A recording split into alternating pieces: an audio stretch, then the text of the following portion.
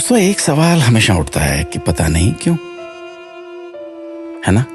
अब किसी भी विषय पर बात कीजिएगा तो आपके जहन में भी ये बात निकलेगी, पता नहीं क्यों।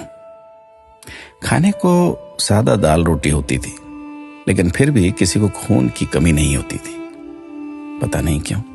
स्कूल में अध्यापक खूब कान खींचते थे, डंडों से पिटाई होती थी, लेकिन कोई बच्चा स्कूल में डिप्रेशन के कारण आत्महत्या नहीं करता था, पता नहीं क्यों।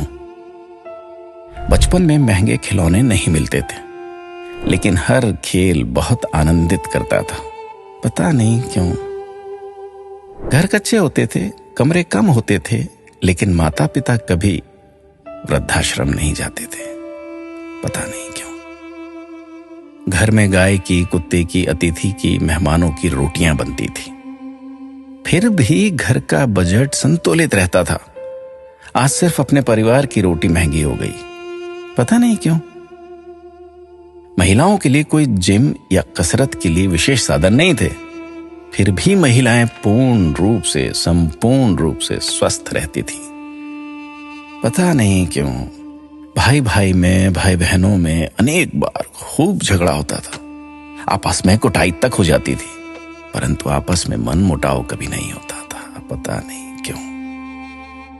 परिवार बहुत बड़े होते थे, पड़ोसियों के बच्चे भी दिन भर खेलते थे, फिर भी घरों में ही शादियां होती थी, पता नहीं क्यों। माता पिता थोड़ी सी बात पर थप्पड़ मार देते थे, लेकिन उनका मान सम्मान कभी कम नहीं होता था, पता नहीं।